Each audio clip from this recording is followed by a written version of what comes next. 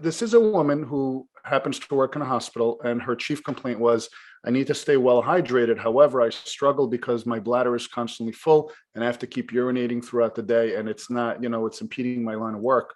How do I stay hydrated essentially without the need to constantly urinate? So for starters, women do tend to urinate more frequently than men for the most part. They cannot hold their bladder the way men can. But you also have to remember that hydration does not necessarily mean fluid intake. It means fluid retention, because we know from patients with diabetes insipidus that they're chronically dehydrated no matter how much fluid you give them, because this is an issue of the pituitary not secreting antidiuretic hormone. They're constantly diuresing and excreting fluids via urine. So dehydration or hydration is not the same as just diuresing, because you can diurese quite frequently and remain dehydrated regardless of your fluid intake. We have to understand where fluid goes in the body, and there's essentially only three places primarily that your fluid can reside. Ideally, we want your fluids to reside either in the vascular space, which is in the blood vessels, or in your cells, and that's where the fluid belongs. That's where it actually performs most of your life functioning actions.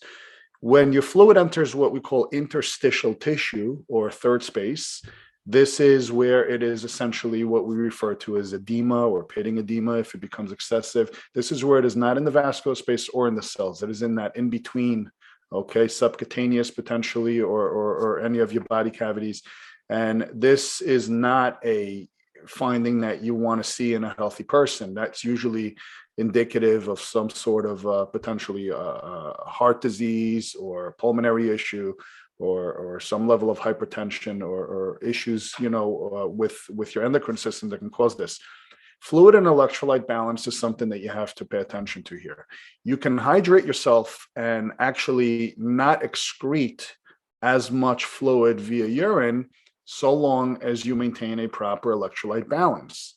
So if you're just drinking continually, you're going to be diluting your serum electrolytes. That means that the amount of solutes in your blood, okay, your sodium, your potassium, magnesium, your zinc, your calcium, all of these minerals are going to be essentially diluted. There's going to be less mineral per milliliter of fluid.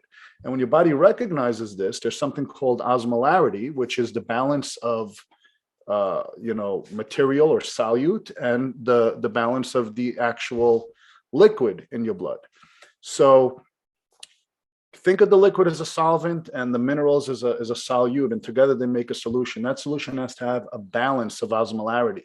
And in the human blood, it likes to stay like that 290, 300 range of osmolarity, osmoles per milliliter. If you tend to go way under that by overhydrating, and your osmolarity level is greatly decreased, this is what we call a hypotonic situation. The way your body prevents your cells from exploding with fluid is by pushing that fluid out of the blood vessels and into your kidneys and into your bladder and saying, get this out of my system, you're giving me too much fluid. On the flip side, if you introduce fluid that is isotonic, which means it has the same osmolarity or similar osmolarity to your blood, then your body likes this type of a fluid. And this is why we always say use electrolytes in your drinks as opposed to just, pure water, because the osmolarity is isotonic and it is going to allow your body to absorb and keep and hold onto more fluids. Again, we don't want it in the third space, and we want it in the cells and in the vascular space. So if you're going to use more electrolytes with your fluid, where the isotonic effect is neutral or similar to what is in your body's going to want to hold on to that fluid, and that's when you get the full hydrating effect, intracellular and intravascular. So just be cautious on what you're drinking. Make sure that you're not completely depleting your sodium, your potassium, magnesium, all these other important electrolytes, because that's when your body says, get rid of this. We're basically, we're going to balloon ourselves. Mm-hmm. The lady that asked the question also said, I tried adding salt to my water, but that didn't help. Okay, well, just adding salt to your water is not the answer. Again, you can even use Pedialyte. You can put some Pedialyte, and you don't have to look. People think in their mind, if you're just basically going about your day working and you're not sweating a lot and you're not really doing anything excessive, you're not depleting your electrolytes dramatically or have a reason, to have concern for dehydration, you don't need to drink gallons and gallons of water.